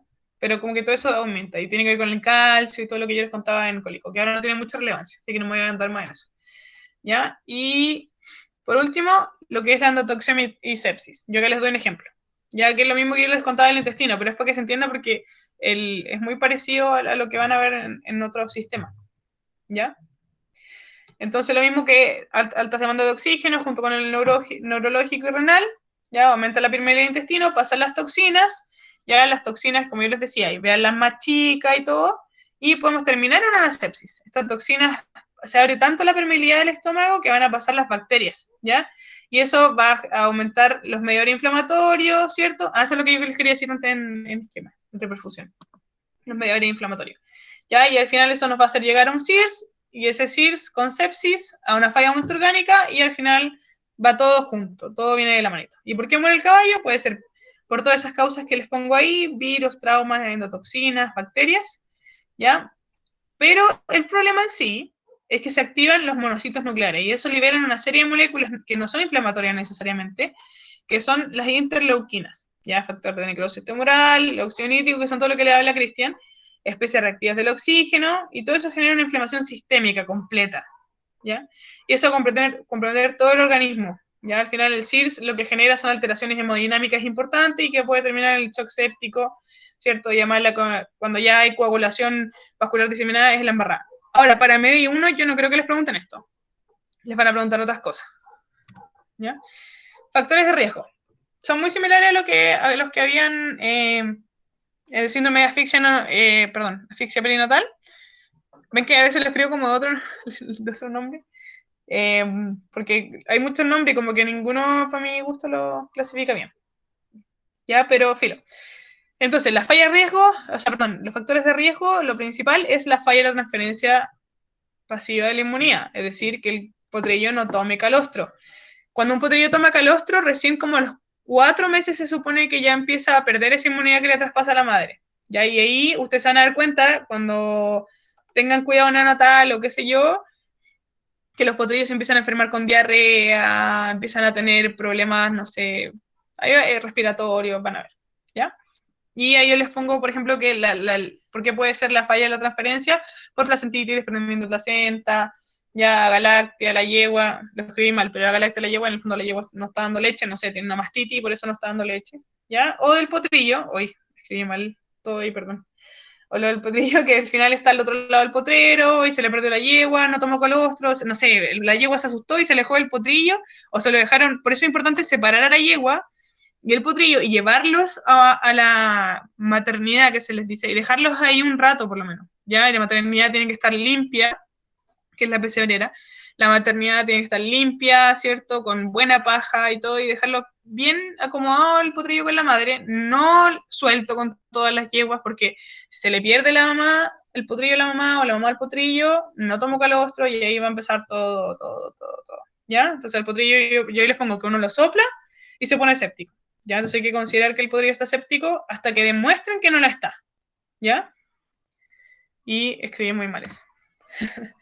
Ya, en examen clínico, ahí ustedes se van, los signos son súper en específico, ya, súper en específico. Ustedes van a ver depresión, alteración de temperatura, etcétera, ¿ya? Siempre que ustedes ven, aunque si bien el examen clínico es lo que manda, no esperen a tener los exámenes de laboratorio para hacer algo, ¿ya? Si tienen un potrillo séptico, ya, eso es que tú le decís como, hoy, tú lo mirás y decís, este potrillo está séptico, ya, lo mismo que los dummies, si uno los ve y dice, este es dummy, y decís posiblemente esté escéptico, ya no. O sea, si ustedes entran a una pesebrera y el potrillo no se asustó, no los pescó, o sea, no, hay que preocuparse, ya no esperen los resultados de los exámenes para hacer algo. Eso puede cambiar mucho lo que es el pronóstico del potrillo. Ya, entonces, aquí recordando un poquito lo que podría ser el SIRS, ya, que es más una infección, en este caso la sepsis. Lo principal que vamos a ver nosotros en nuestros signos, ¿cierto? Son la fiebre, hipertermia, ya hipotermia, la depresión, ¿cierto? La letargia, el tiempo lleno capilar aumentado, ¿cierto? Y eso lo anterior se generan potrillos que están deprimidos, ¿cierto? Que vamos a ver, por ejemplo, eh, que de verdad que no responden a nada. Tú les van con hacerlo así con el dedo y no responden, ¿ya? Pueden ver incluso hasta petequias, ¿cierto? Hiperlactotemia. Bueno, eso ya son más exámenes de laboratorio, pero para que lo tengan en consideración. Ya, para el diagnóstico. Ahí Cristian habla mucho de lo que es ¿cómo se llama? El amiloide sérico. Ya dice que es el más seguro, pero que no se realiza de rutina. De hecho, creo que es bien caro. Yo lo he hecho, parece un examen de, lo hubiera puesto, un examen de, ¿cómo se llama? Cuando uno va a tener guagua. Bueno, ese examen, no me acuerdo cómo se llama. De preñez, pero de mujeres. Se parece ese examen. ¿Ya? Cristian dice que es el más importante. ¿Ya? El fibrinógeno, si bien es relevante, el problema que tiene es que se demora entre 36 y 48 horas más o menos en subir. Pero después se mantiene estable. Entonces, si ustedes lo ven al potrillo a los 4 días, podría ser. ¿Ya? El recuento de leucocitos también puede variar mucho, pero de hecho, dentro de las 6 horas puede variar. Entonces, mejor ahí ustedes deberían elegir el fibrinógeno. Ya también yo les pongo, porque el diagnóstico final, como para tú decir, ya, este tiene sepsis y si lo puedo demostrar, es el hemocultivo más la sintomatología, ¿ya? Pero como les decía antes, por la terapia tienen que ustedes partirla antes, ¿ya? Y acá nombramos el sepsis score, ¿ya? Yo también les puse uno que viene en el libro, que vamos a ver acá, ese. Ya lo que tiene de interesante y de importante que Cristian dice que si bien no es tan específico, como que igual tiene que ver como cómo tú lo ves el potrillo y como que igual eso varía, entonces no es tan específico, no es exacto, pero igual se considera. Considera varias cosas como el perfil, el hemograma, el examen clínico, la historia del potrillo, la historia de la madre, entonces son importantes y también se basa como en los signos de criterio del SIRS, entonces también sí sirve. Sobre 12 se supone que es como dice la literatura, que es relevante, pero hay otra autora que dice sobre 11, que ahí se considera un potrillo séptico, pero la verdad, Christian dice aquí, que después en su clase les dijo que sobre los 7 ya se considera séptico, obviamente volando la historia clínica y todo, ¿ya? Tratamiento. Ya, los antibióticos en potrillo de amplio espectro, ya siempre se ocupan, o la mayoría de las veces, cuando nosotros sospechamos de un potrillo séptico por los antecedentes, qué sé yo, sin esperar Por eso, según yo, es de amplio espectro, porque no esperáis al examen, tú vais con todo. Como les dije antes, uno de los tratamientos de los potrillos tiene que irse con todo. ¿Ya? Entonces se va a partir con esta terapia de amplio espectro y después con beta-lactámicos con aminoglucosio. ¿Ya? Que eso puede ser penicilina, gentamicina o amicacina. Ojo con la gentamicina porque es nefrotóxica, eso sí. Ya ahí, bueno, ahí tienen que ver ustedes qué le ponen. Pero en sí, si les pregunta a Cristian, ¿qué tratamiento le haría usted a este potrillo? Hagan esto. ¿Ya? Entonces, también es importante que según el nivel de agua de los potrillos, no es lo mismo, ya, esto es ley, esta weá es ley, a mí me la dijeron que es ley y tienen toda la razón. Nunca en su vida se guíen según los prospectos que vienen en la caja de los fármacos. Ustedes sus dosis y todo lo que tengan que ustedes hacer con antibiótico, qué sé yo, véanlo en Vademecums o weas certificadas porque varían caleta, varían demasiado, demasiado. Y muchas veces no consideran que, por ejemplo, los potrillos, por el nivel de agua que ellos tienen, a veces tienen que tener dosis más altas, ¿ya? Y por favor que esta weá sea ley, porque si se los preguntan alguna vez en alguna práctica que vayan a hacer, los van a putear caleta si le dicen la dosis normal. Me ha pasado mucho, por eso se los digo. Ya me ha pasado. ¿Ya? Y de hecho, ahí Christian dice que son mucho más efectivos en infusión. Como que uno pensaba por la concentración que tienen que alcanzar y toda esa cuestión, como que en bolos es más rápido. De hecho, uno aplica generalmente el antibiótico en bolos, en menor igual, pero aquí no. Tiene que ser, o sea, es mejor si uno lo aplica con infusión constante. Ya, la oxigenoterapia muy similar al otro, ya, y tienen que ver, es importante sobre todo por la inmadurez pulmonar que tienen los potrillos, la disfunción del surfactante, neumonía bacteriana, si llegó a haber alguna aspiración de meconio, ya, y el síndrome de dificultad respiratoria aguda, ¿cierto? Y acá lo mismo, broncodilatadores, lo mismo que les decía antes, no usar clenbuterol, y, y eso, acuérdense que el potrillo está ventilando mal, además está hipercápnico, entonces ya es hipóxico de por sí, así que hay que suplementar oxígeno. No se les vaya a olvidar en cuanto a la terapia o fines de terapia o qué sé yo. Ya, la fluidoterapia, el suelo depender de la causa. Yo ahí les pongo ring lactato, que no, ahí porque Cristian les dice, ay, les puse otra cosa después. No lo puse, ok. Ay, qué lógico, ¿cómo lo puse? Ya, filo. Ya. ¿Consu? Ah, ¿qué? Me asusté. Ah, perdón. Preguntan cuál era la página para revisar las dosis. Puede ser un Vademecum. Yo, miren, me comprometo a buscar uno y a mandárselo a la Nasla. ¿Ya? Voy a anotarlo al tiro. Y les mando uno bueno que, según yo, a mí siempre me lo han recomendado, pero no me lo sé de memoria. Espérenme, voy a poner mandar Vademecum. Ya. Y ahí se los mando. Ya, Y ya. Entonces, el tipo suele depender de la causa. Por ejemplo, si tenía un potrillo que tiene la cagada en los riñones, no le vaya a poner ringer. Ya, aparte de ser muy, muy grande las moléculas y todo, también tenéis que ver, por ejemplo, lo que va a necesitar ese potrillo. ¿Cachai? Es como lo que hablaba el profe de no poner bicarbonato. No le voy a poner bicarbonato si el potrillo te va a responder y todo. No es necesario. Ya, mejor poner cloruro de sodio, algo que no sea tan invasivo. ¿Ya? Plasma inmune. De nuevo, súper importante. Yo de verdad que lo amo. De hecho, hace poco hicimos que después les voy a dejar el contacto y estamos haciendo varios cursitos a costos relativamente baratos a lo que es sobre, por ejemplo, plasma inmune. Vamos a hacer un curso práctico donde van a aprender, no sé, pues, poner sonda nasogástrica, hacer suturas en el caballo, haciendo ustedes el todo, porque aprender a depilar, porque son cosas que, pucha, por carga y todas las cosas no, todas las cosas que tenemos en la U, o sea, no tenemos tiempo ni para ir al baño, o sea, ni para ver a nuestra familia, entonces estamos haciendo esos cursos, después les voy a dejar el contacto por si a alguno le interesa o a alguna le interesa, ¿ya? Bueno, volviendo, entonces el plasma inmune es súper bacán, porque entregamos proteínas plasmáticas, factores de coagulación, inmunoglobulina, ya es súper importante. Ya, por ejemplo, la antitrombina que ayuda a las coagulopatías, y por ejemplo, el plasma, yo les digo acá en potrillos que se ocupa caleta, pero en adultos también, o sea, en una diarrea, se ocupan demasiado. Y de hecho, si ustedes aprenden a sacar, sorry que lo lleve a la plata, pero si ustedes aprenden a sacar plasma, una bolsa de plasma se vende como a 30 lucas. Entonces igual es súper rentable, entre comillas, para ustedes, como veterinarios y veterinarios, que al final sí es súper de gusto y nos encantan los animales, pero también tenemos que vivir de eso, ¿ya? Entonces, yo arriba les puse cuántas inmunoglobulinas tenía que tener un potrillo, pero aquí eso es lo que pone Cristian en su clase, que un potrillo tenga que tener esa cantidad de inmunoglobulinas, ¿ya? Y además con el plasma lo que vamos a hacer es aumentar la presión coloide, en el fondo para que no tenga tanta pérdida de líquido, etc. ¿Ya?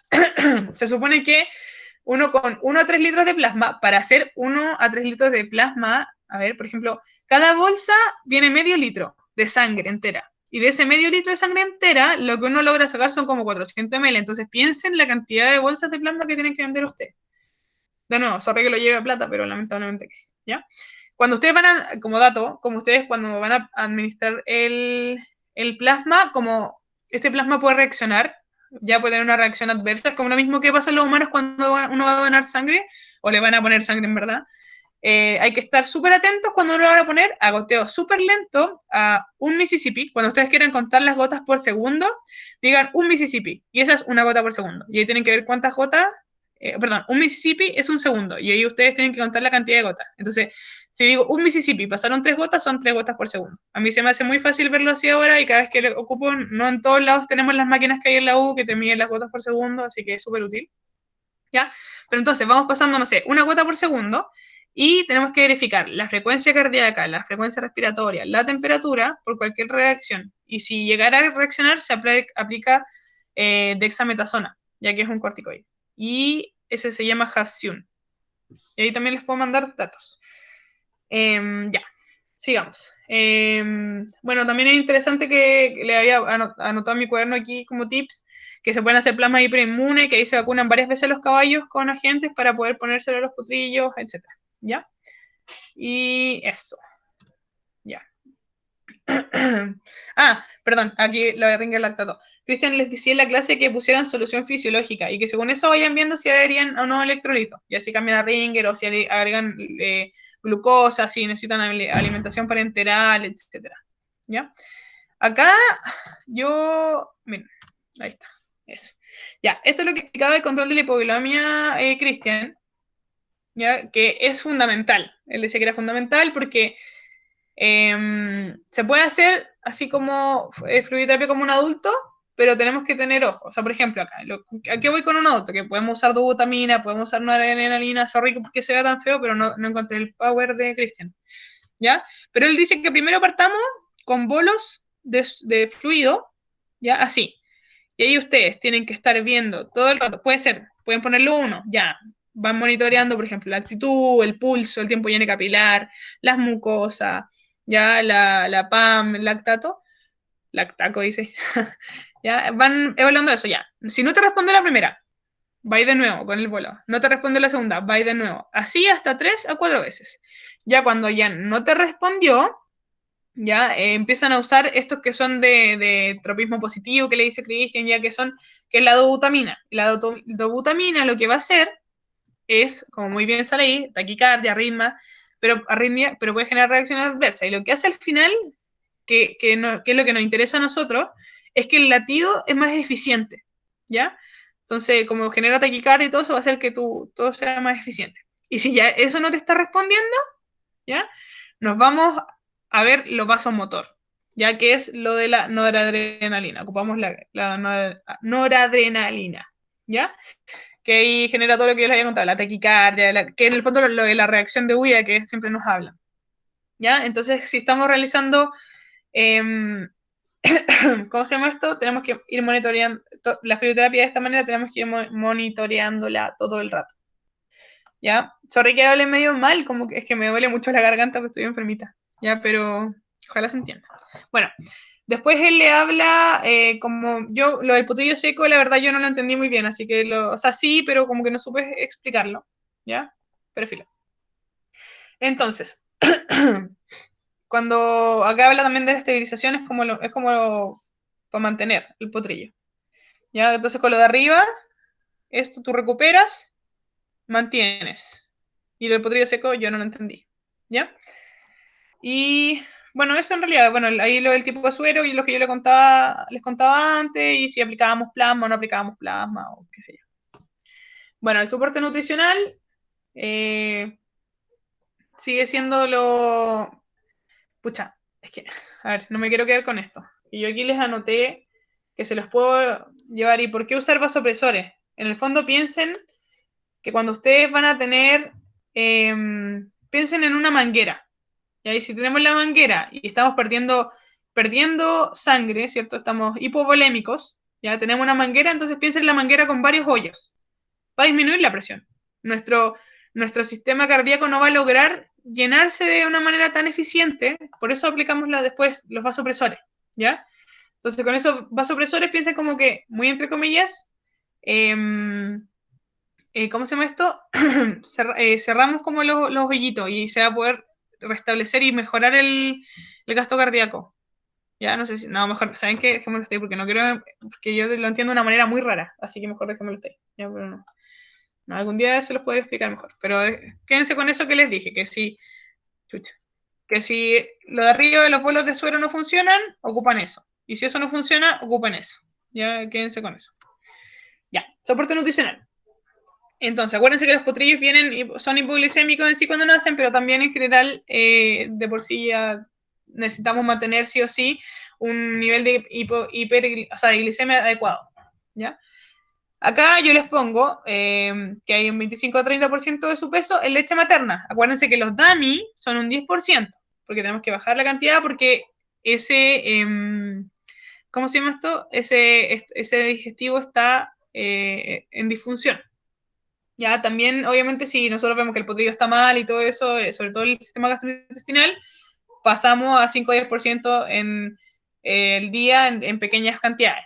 Lo importante es dar pequeñas cantidades frecuentes. Es como lo mismo que le pasa a los cachorros cuando se enferman con diarrea, que ustedes le cambian a la dieta y se lo dan varias veces al día, de a poquito, para que esas microvellosidades puedan absorber, que están tan dañadas, puedan absorber todo lo que vayan a comer. ¿Ya? Y ahí Cristel les dice lo que debería ser el cálculo de kilocalorías por día y la glucosa endovenosa. ¿Ya? Yo aquí les digo que, pucha, acá les pongo una foto de la mamadera. La mamadera de verdad que yo no la he visto. Sí, yo creo que si le dicen a la doctora con la que yo hago prácticas que le dé mamadera, yo creo que los manda para la casa. Porque de verdad que la gente odia últimamente las mamaderas. Siempre lo usan en balde, de hecho lo usan en un tacho y se los dejan nomás ahí. ¿Ya? Y bueno, acá está, abajo a la derecha, otra foto que me dio la cara es una sonda nasogástrica permanente. Ya sabes, la suturan y la dejan. Y ahí ustedes es fidedigno cuánto ustedes le van dando. ¿Ya? Y cuando le dan en pocillo, en un tacho tienen que ir bajándolo, porque igual los potrillos, como les decía antes, se meten de cabeza a, a tomar de ese tacho. ¿Ya? Bueno, acá Cristian le hablaba de la inflamación y la coagulopatía. Una INES, porque si piensen, si hay síndrome de respuesta inflamatoria sistémica, necesitamos bajar esa inflamación. ¿Ya? Eh, Ojalá fuera un COX-2 selectivo. ¿Ya? ¿Por qué un COX-2 selectivo? Porque la cascada de la inflamación, cuando nosotros ponemos, por ejemplo, el flunixin de meglumine, que es muy típico en equinos, la fenilbutazona, muy típica en equinos, ustedes van a ver eso siempre, el flunixin de meglumine, el remedio para el cólico, la fenilbutazona, el remedio para la cojera, siempre es así. ¿Ya? Entonces, pero eso es lo que pasa, es que generan úlceras gástricas, etcétera. ¿Por qué? Porque no son COX-2 selectivos. Entonces, también lo que hacen es que frenan, ¿cómo se llama esto? El COX-1. Y eso es fisiológico, es normal. Entonces, se encarga, por ejemplo, de secretar no sé qué cosa y por eso no se generan úlceras gástricas. ¿Ya? Entonces, si ustedes dan un COX-2 selectivo, no vamos a tener problema con eso, no vamos a generar úlceras gástricas y qué sé yo. De hecho, está ahí, Cristian creo que nombró el Meloxicam, que es un COX-2 selectivo, y está el que se está usando mucho últimamente, perdón, es el Firocoxib, ¿ya? Ese es súper bueno, súper bueno y lo pueden dar hasta como un mes. Es como el... Ay, se me olvida el nombre que le dan a los perros siempre. No, pucha, no me puedo acordar. ¿Ya? Pero filo. En el fondo ustedes protegen todos los daños que se pueden generar renales y gastrointestinales. ¿Ya? Eh, acá el Cristian habla del es polimixina. Polimixina, me equivoqué. Es polimixina, perdón. lo anoté mal, ¿ya? Pero ese genera efecto antiendotoxémico, ¿ya? Pero se supone que uno da en dosis antiendotóxicas, que son dosis más chicas de lo que uno debería dar, y eso hace que no se generen todo lo que tiene que ver con la endotoxemia. El problema de esto es que, por ejemplo, si ustedes lo hacen y que se hacen adultos, lo hacen con flunixin de meglumine, van a generar todos los problemas que se hace al inhibir COX-1 por esto, y dicen que no funciona tanto. Ya no conozco bien la polimixina, pero ahí Cristian les dice que funciona como efecto antiendotóxico. Ya, plasma concentrado en plaquetas. Es lo mismo que el plasma, pero se hace un proceso para que esté concentrado en plaquetas.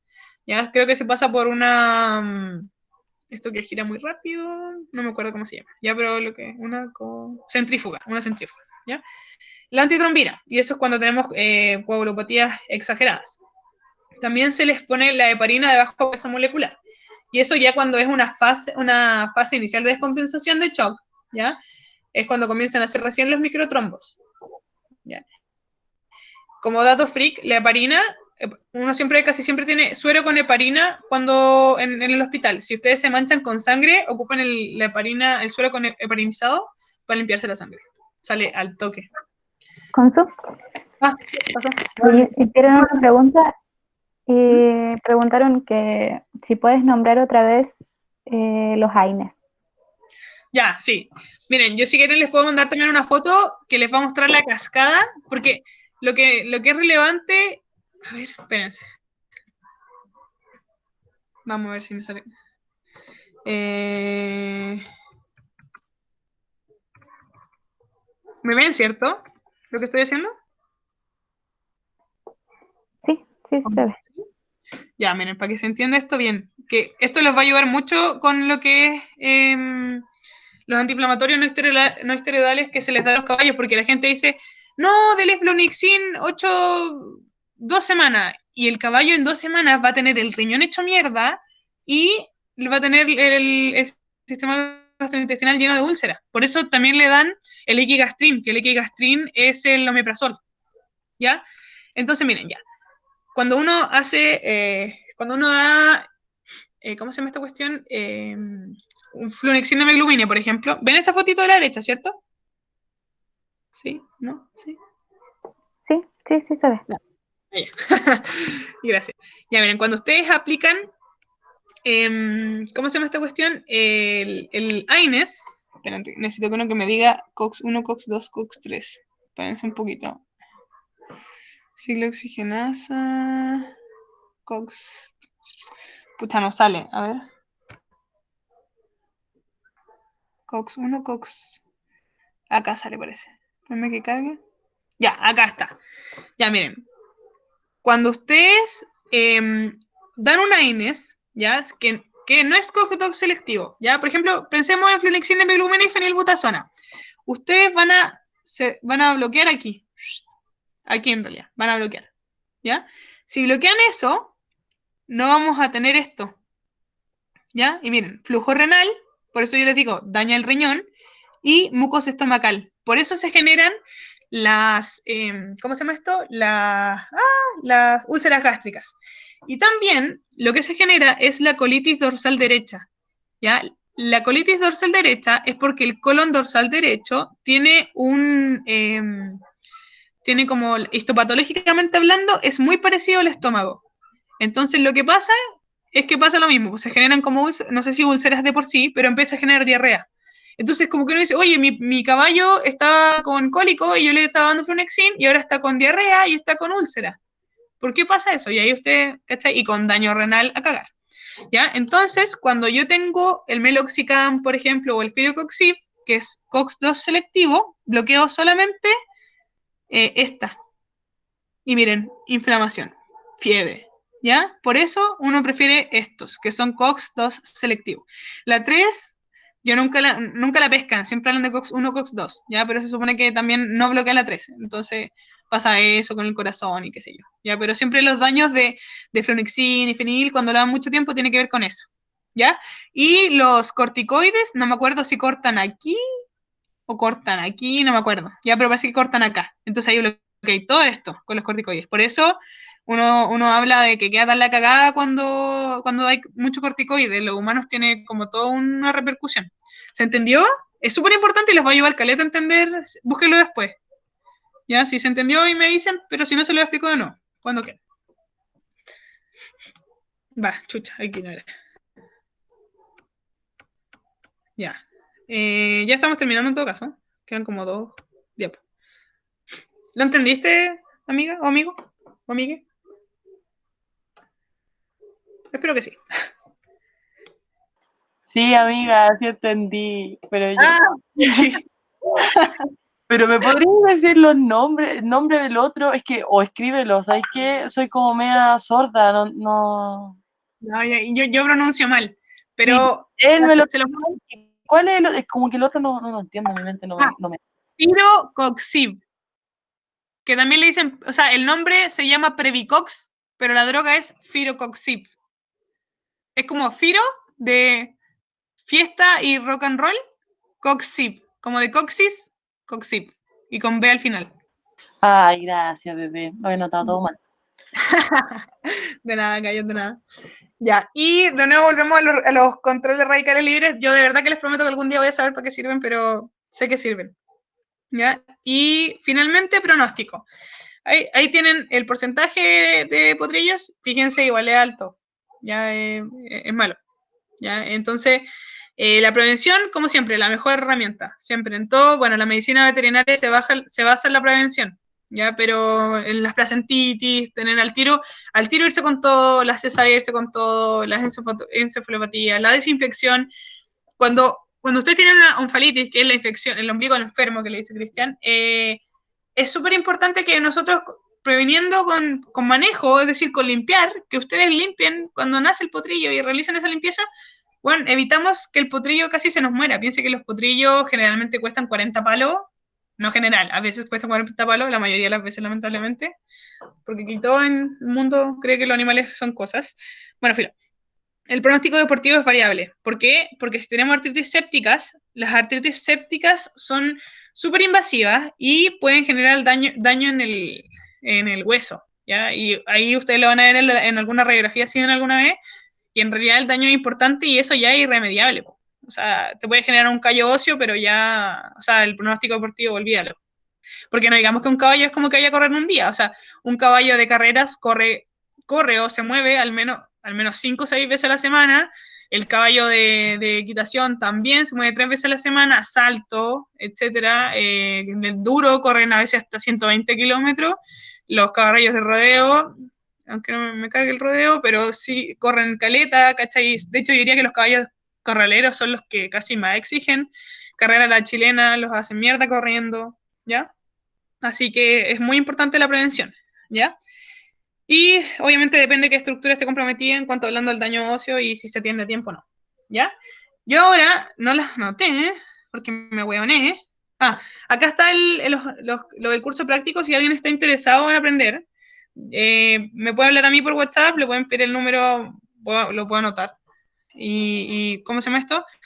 Y, ¿cómo se llama esto? Y si tienen alguna duda y qué sé yo.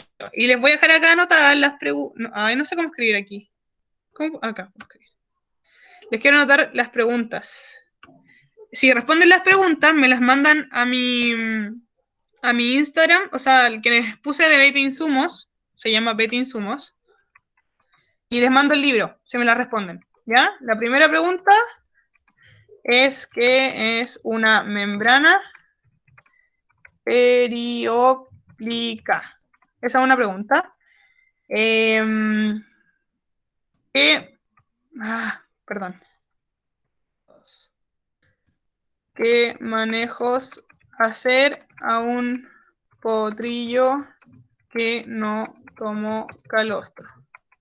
Estas me las pueden responder cuando quieran, me da lo mismo, pero eso, ya ver. Y la última. 3. ¿Cuál es el método gold standard para diagnosticar el síndrome mal ajuste neonatal? Ya, esas preguntas. Ya, y acuérdense de dejar su aporte los que puedan para 4A, para los pellitos hermosos de 4A. Y eso, pues espero que les haya ayudado. Si tienen alguna duda en cualquier momento de cualquier materia, con la Clau estamos, no puedo estar ahora la Clau, pero estamos full dispuestas a ayudarlos en los que o ayudarle a lo que necesiten. Así que eso, pues, que estén bien, cuídense, cuiden a su familia, a seres queridos. 10-4. Bueno, Consu, muchas gracias. Te pasaste. Voy a dejar de Gracias. grabar.